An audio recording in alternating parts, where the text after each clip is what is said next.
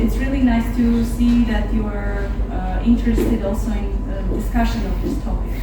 I want to introduce the panelists. We had also Anahit Simonyan, who unfortunately had to go because she had a meeting at 4 in the ministry.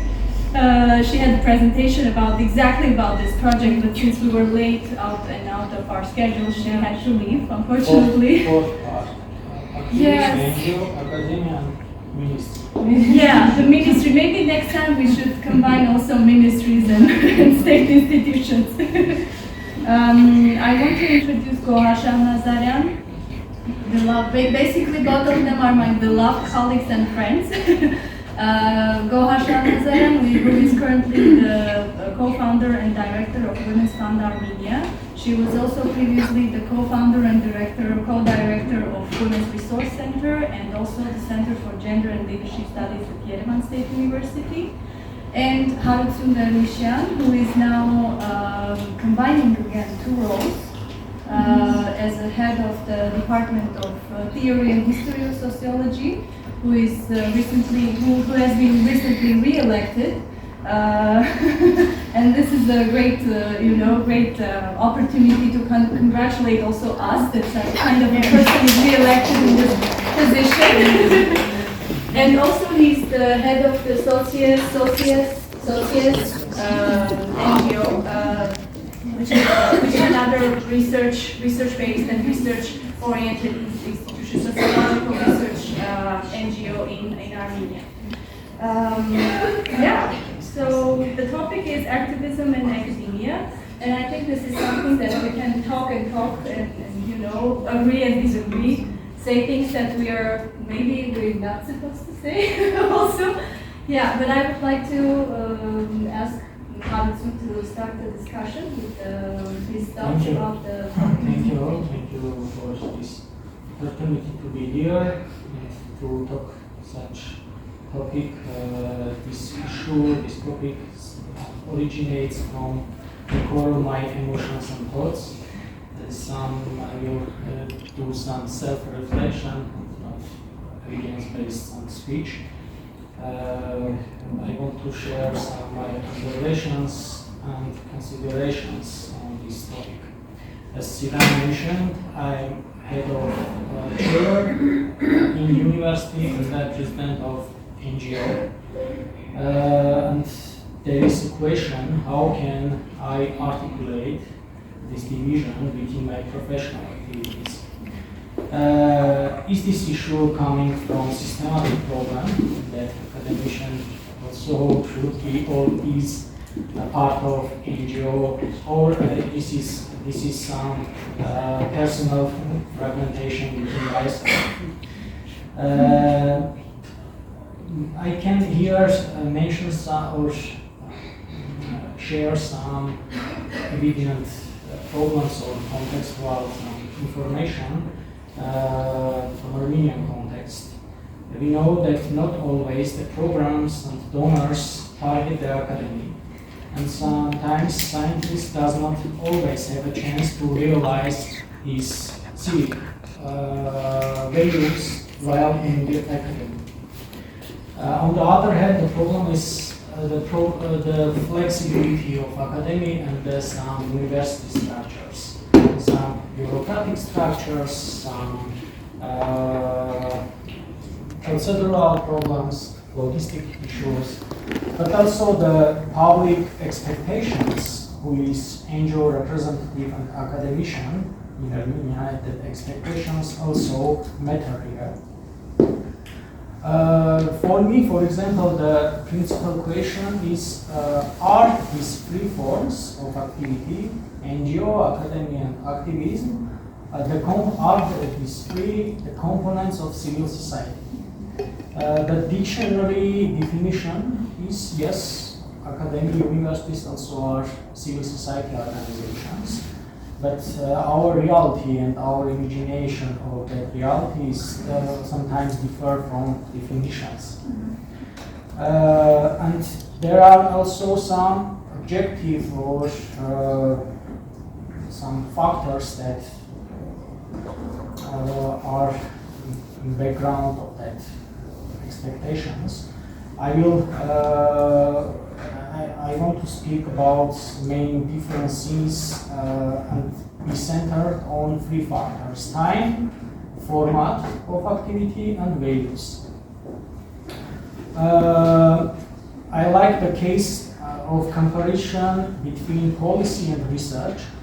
Now it's very trendy to speak about evidence-based, research-based policies, but in literature we can find different models of interrelation between research and policy.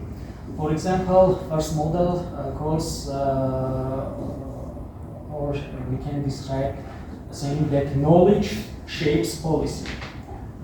We are going from research to policy. In academia, in our room, me and Aram, for example, sit there and think about society, identifying some problems, try to reveal, explain our reality, and give recommendations to somebody to solve issues according to our society. Second, linear model is that politics shapes knowledge. This is some manipulative model. It means that for political goals, to gain their goals, our representatives or some institutions conduct research to show that they are going and doing something evidence-based. There is third model, co-productive model, which is more legitimate model that we try to use this model and based on this model. This means that research and policy are co-productive. For example, in our policy practices, we identify the problems and apply to researchers to conduct research. They explain with some solutions, recommendations, then we implement our political practices, and now new problems are going and which need another research.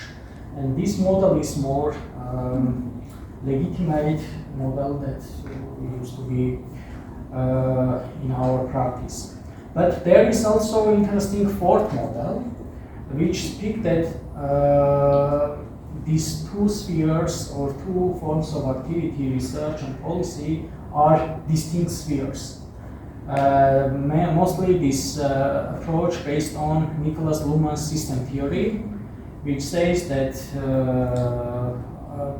research, your academia and policy are autopoietic systems. They have their code and they cannot be interrelated, never. They can be interrelated. So, because, for example, the main goal or code of research is truth, but for policy or politics, it's power, how to gain, reproduce, power, and so on. This comparison we can also project to our topic. For example, comparing academic activism and, for example, academic work.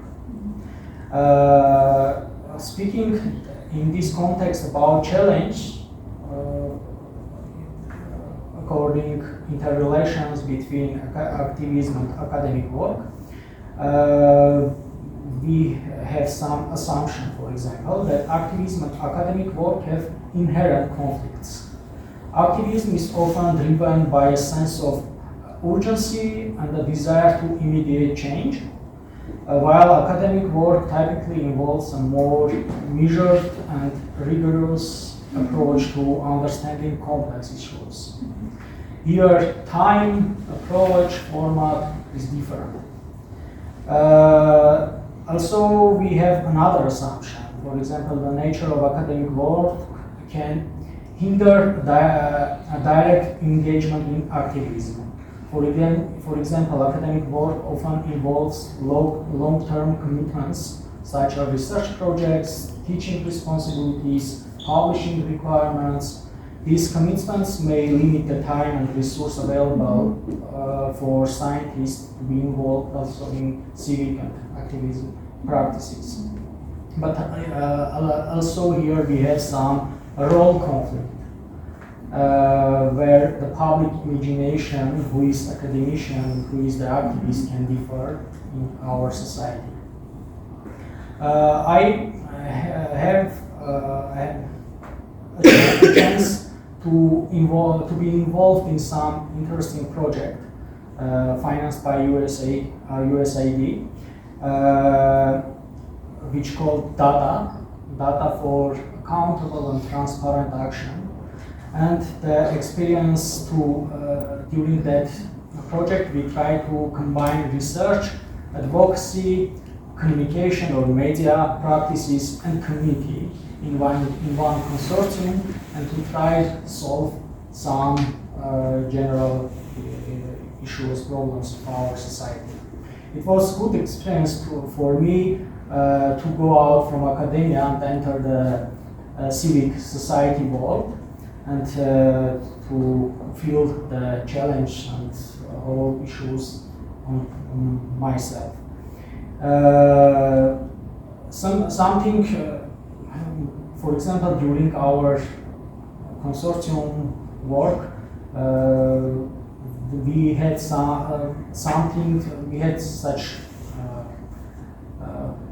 in process. For example, we should communicate something immediately, something interesting by media, but the researchers need the time.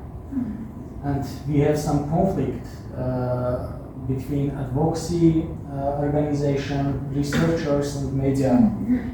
The communication is the main challenge in this sphere, I think, communication and the format of activities. For example, when we speak about academy and integration of academic work in civic society, NGO, or activist format, I think that we should understand under academy the conceptual approach plus methodology, some research methodology. These two components should be integrated in NGO and activism processes. For example, last time we spoke with Nevart about urban activism last this year, and we spoke about urban activism, and I liked some interesting cases. For example, Jane Jacobs' case, when she organized a grassroots effort to protect neighborhood from urban renewal, which is very common for our nowadays reality. Jacobs approach cities as living being some ecosystem. She had some conceptual framework and also methodology to understand issues and to address issues. Her activism, for example, is very classical case. Because when activist has no conceptual approach, they have only values or some goals. They do something, and it's going to be some routine where every time do something, and the opponent find another ways to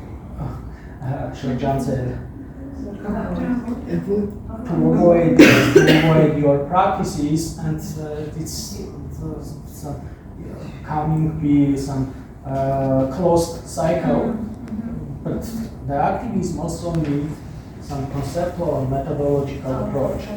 And here I think, yes, speaking about reconciliation of these spheres or these activity forms, maybe NGOs can lead and try to combine activism and academia, because we have now in Armenia some some NGOs do some rigorous and some methodologically correct, valid researches, and also they have as an organization, as an NGO, their goals, civic goals, they try to realize. And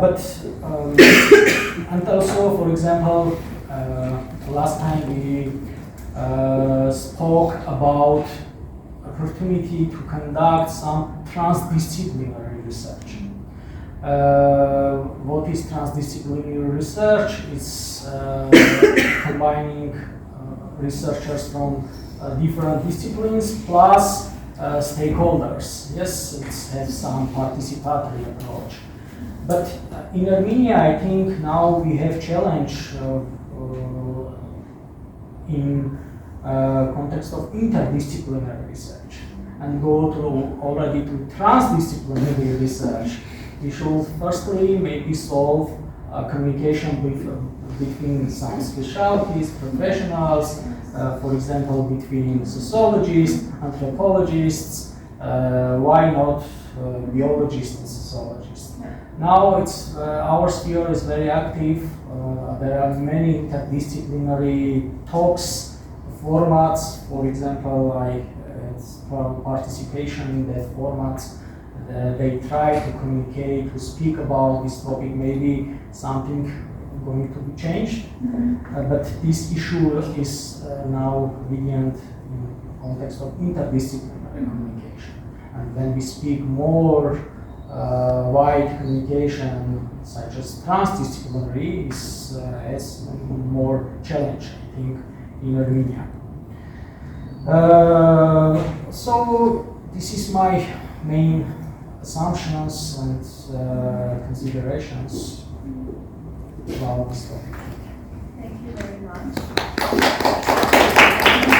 You were combining with such grace and responsibility the two dimensions, these two really difficult dimensions. Thank you, Simonyan. I was thinking about that also when this topic Siran suggested to speak about this. I think it's more about personal experience because for the past, I would say, 20 years, 15 years, I was combining these two, academic work and NGO work. And it very difficult. At the beginning, I had a lot of resistance towards both, probably, because it was completely different. The words were these two domains were completely different. But I can see the transition, and I think now I see more synergy among this between civil society and academia, because I think we also got closer. And we have more people now, like Harutyun and others, who work combine these two, because before it was really like very separated. And today our colleague Aram was referring to Foucault. I think it's also in that sense we can continue this conversation, maybe and end the last presentation was today, that it's also about some power dynamic, and that at some point I think civil society organizations gained a lot of power in Armenia, and they still have, and there was some kind of a backlash from academia as well towards more of, as Navarro was presenting today, progressive civil society. Especially because civil society was taking more like bolder steps and voicing a lot of issues that academia would never raise. And there was this conflict that I think exists until now, that how these people dare to speak about these topics, that we're still sitting and reflecting on some topics, and here some bunch of young feminists are talking about, sexuality, equality, etc. So I think this power issue also started emerge at some point, and Nona was saying that you were even somehow prohibited to work on gender issues. That happened with me and with Sona left, but I know that she was also suggesting topics on sexuality, and she was of bodily integrity, and she was also rejected as a professor already to even supervise such topics, you know. And then at some point, I think you're getting really tired of this. It's not only bureaucracy that you can endure maybe if there are other, you know, you have this freedom and opportunities to study what you want and research what you want, and you're just doing it in the civil society, but then you're getting this backlash that why you're doing this not in academia, why you're doing it out, and also there were a lot of complaints from some you know, professors that I've heard personally that civil society is hijacking also some topics or some, you know, methods that are we're still reflecting on, and etc. So I think it's more about this power dynamic as well that happened, and but I'm happy that now we're kind of on a different level. I think we're more, you know, solidar and trying to bring these two together, because it's impossible to all the time to divide them. And I think it's also maybe I'm reflecting that on this now that it's some type of a Soviet heritage as well, because in the Western universities we don't see that much. I don't know, I'm just in the US, it's more like about the civil society and students movement, and it's professors are joining this movement. In our case, it's always like, no, we are more like elitist, we don't want to do this, it's a work of civil society to do this. I personally was asked from my colleagues a couple of times, and it kind of, I remember, oh, are you going to, is it an academic conference or an NGO conference? And I was like, why even this question is, what's the point of the question, you know? If it's an academic conference, then your image and your credibility is sort of, you know, it's like you're important person. But if it's an NGO, civil society, this activist conference, then it's not like worth going, or it's not worth even asking about. From my personal experience, I can conclude that it's more this like the dynamic that I saw from the beginning till now, but I think now I've seen more synergy and more cooperation maybe, and more understanding that it's like really nonsense to divide these two all the time, and to say that, oh, you know, these are different people in civil society, and in academia it's just, you know, we use more rigorous, or more professional, we're more professional. I think civil society, at least some organizations in Armenia, became very professionalized also in the research, and even like the example of socialists, that these professional sociologists that were very dedicated to the academia, at some point they also decided to go out and to study different things that were not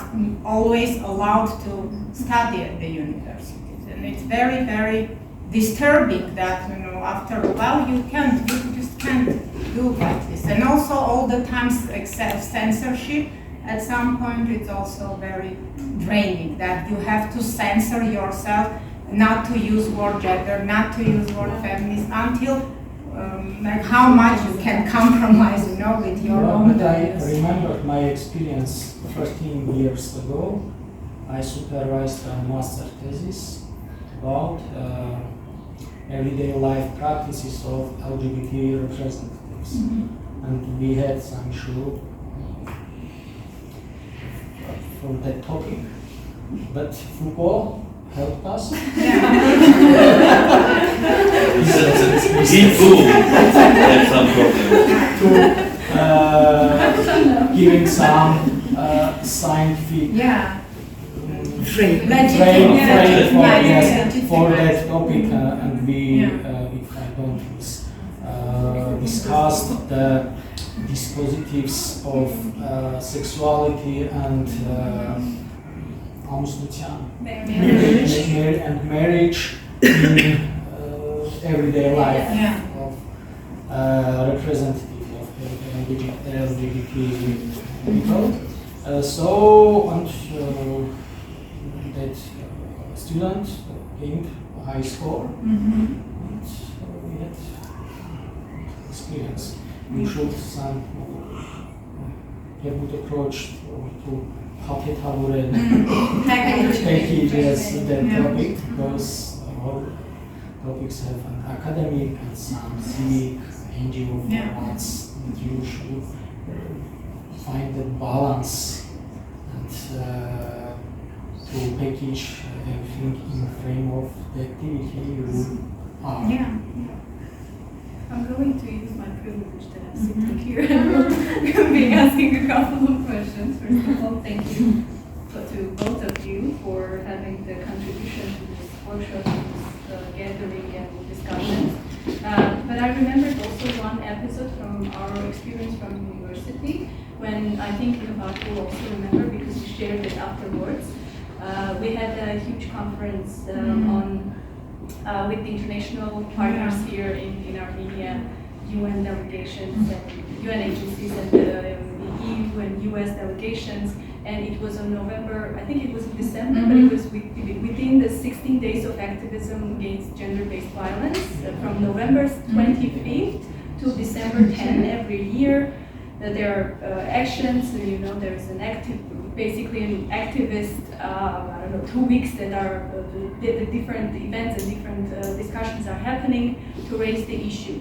So we had a conference with international delegations in Yerevan State University, and after the conference, we also had a little exhibition with the topic was sexual harassment and sexual violence in Armenia, and we had also posters and comic posters basically in this area, public area within the library building. And I remember afterwards the head of the library, YSU library, he was complaining that we were putting pervert information in YSU, spreading perversion in YSU with those posters that were actually some kind of mockery of local cultural ways of harassing women and people with other identities. So basically it was really shocking for us to also be, as Gohar was saying, having this backlash all the time, but also having the backlash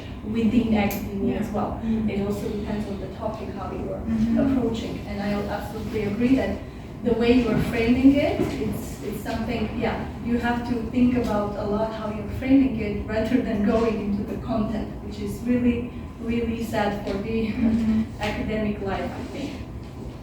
Thank you so much. You brought the several memories about that. All the shoes coming from school. Yes. Also, if I can add one more thing, I think it's also about methodology that sometimes civil society would use based on its interactions with people. Is the same method of collecting oral stories or just case studies. These methods, I think, just recently are becoming more valid in the academia, because before it was more about traditional, really mostly quantitative research, and then it became more qualitative. But I think these methods that were undervalued maybe a bit, and these were portrayed as represented as methods that are like easy, quick, snap methods that civil society organizations use to make a scandal or case, or just to take one story and make it a huge thing from that. But I think now it's also that we kind of on the same page, that we all agree that these methods are important. Academia and, for example, universities also is very big, has big structure, different departments, different approaches. For example, in our faculty, more 20 years ago, you had lecture feminist theories. Yes? I did, but not anymore. That's also interesting, that maybe at some point it became even more like the backlash was even worse than before. when they started to realize that yeah, feminism is something that can maybe, I don't know, challenge some values.